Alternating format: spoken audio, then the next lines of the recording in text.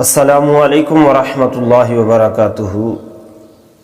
حضرت سلیمان فارسی رضی اللہ تعالیٰ عنہ بیان فرماتے ہیں کہ سرکار دو عالم صلی اللہ علیہ وآلہ وسلم نے رمضان المبارک سے ایک دن پہلے ہمیں خطبہ ارشاد فرمایا اور اس میں رمضان المبارک کی فضیلت اور عظمت بیان فرمائی، اور آخر میں سرکار دو عالم صلی اللہ علیہ وآلہ وسلم نے فرمایا کہ 4 باتوں کی کثرت کرو، ان میں سے 2 ایسی ہیں جن کے ذریعے تم اپنے رب کو راضی کرو گے، اور بقیہ 2 سے تمہیں بے نیازی نہیں۔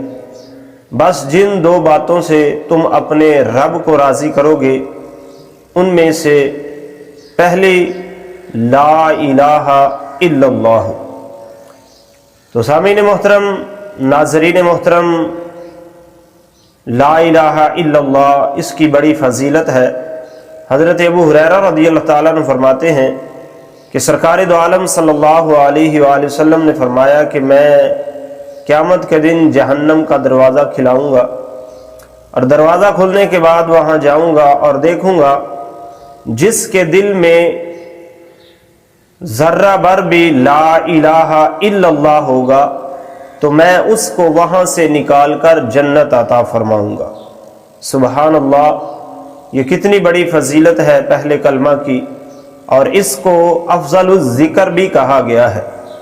اس لیے کلمہ طیبہ کی کثرت کرنی چاہیے، اور رمضان کے مہینے میں سرکار نے حکماً ارشاد فرمایا ہے کہ لا الہ الا اللہ کی کثرت کرو، اور جو لا الہ الا اللہ کی کثرت کرتا ہے اس کے گناہوں کی بخشش کر دی جاتی ہے۔ جو لا الہ الا اللہ کی کثرت کرتا ہے دوزخ سے آزادی عطا کر دی جاتی ہے، اور جو لا الہ الا اللہ کی کثرت کرتا ہے وہ جنت کا مستحق بن جاتا ہے۔ دوسرا، سرکار دو عالم صلی اللہ علیہ وسلم نے فرمایا کہ استغفار کی کثرت کرو۔ تو استغفار کرنا یہ بھی بڑی فضیلت والا عمل ہے۔ اس کے بارے میں آتا ہے کہ سرکار دو عالم صلی اللہ علیہ وآلہ وسلم آپ کا فرمان ہے کہ میں ایک دن میں 70 مرتبہ استغفار کرتا ہوں۔ تو قربان جائیں آقا و مولا صلی اللہ علیہ وآلہ وسلم پر کہ آپ گناہوں سے پاک ہیں، اللہ کے نبی ہیں، بلکہ انبیاء کے بھی امام ہیں، لیکن اس کے باوجود اللہ کی بارگاہ میں استغفار کر رہے ہیں۔ تو یہ اس وجہ سے نہیں کہ نعوذ باللہ من ذالک آپ پر کوئی گناہ تھے، بلکہ یہ تعلیم امت کے لیے اور اپنے رب کا شکر ادا کرنے کے لیے اور ہمیں تعلیم دینے کے لیے۔ تو آئیے، استغفار کی بہت سی فضیلتیں ہیں جو احادیث میں اور قرآن میں اور اولیاء کرام نے بیان فرمائی ہیں۔ کہ اس کی پہلی فضیلت یہ ہے کہ استغفار کثرت سے کرنے والے کے سارے گناہ معاف کر دیے جاتے ہیں۔ اسی طرح جو کثرت سے استغفار کرتا ہے اس کی دوسری فضیلت یہ ہے کہ اس کو جنت عطا کر دی جائے گی۔ اس کی تیسری فضیلت یہ ہے کہ کثرت سے استغفار کرنے والے پر اللہ اپنی رحمت کی بارش عطا فرمائے گا۔ چوتھی فضیلت یہ ہے کہ جو کثرت سے استغفار کرتا ہے اللہ تعالیٰ اس کے مال و دولت میں برکت عطا فرمائیں گے۔ پانچویں فضیلت یہ ہے کثرت سے استغفار کرنے والے کو اللہ اولاد نرینہ عطا فرمائیں گے۔ چھٹی فضیلت استغفار کی جسمانی قوت حاصل ہوگی۔ ساتویں فضیلت استغفار کی جس بستی میں استغفار پڑھا جائے گا اس میں سے عذاب کو اٹھا لیا جائے گا۔ آٹھویں فضیلت یہ ہے کہ استغفار کرنے والا ہر غم سے نجات پائے گا۔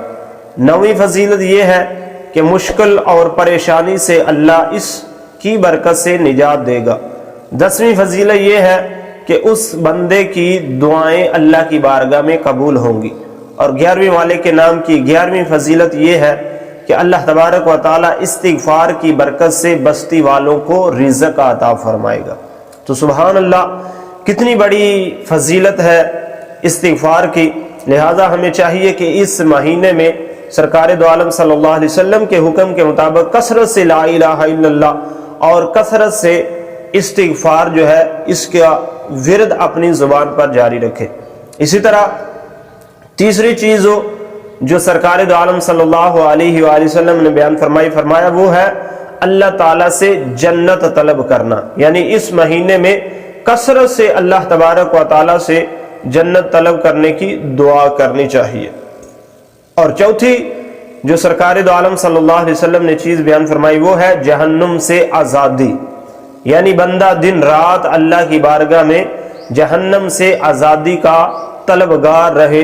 تو یقیناً اللہ کے پیارے محبوب صلی اللہ علیہ وسلم کے فرمان کے مطابق جب بندہ ان 4 چیزوں پر عمل کرے گا تو اللہ تبارک و تعالی اپنی رحمت سے اپنے پیارے محبوب کے فرمان پر عمل کرنے کی وجہ سے اس کو جہنم سے آزادی اور جنت کا حقدار بنا دیں گے۔ تو دعا ہے اللہ ہمیں عمل کی توفیق عطا فرمائے۔ ویڈیو اچھی لگے دوستوں کے ساتھ، عزیز و اقارب کے ساتھ شیئر کیجئے۔ چینل پر نئے ہیں تو سبسکرائب کریں اور مجھے اپنی دعاؤں میں یاد رکھیے گا۔ اللہ تعالی ہم سب کو رمضان کی برکتیں عطا فرمائے، آمین۔ وما علیہ الا البلاغ۔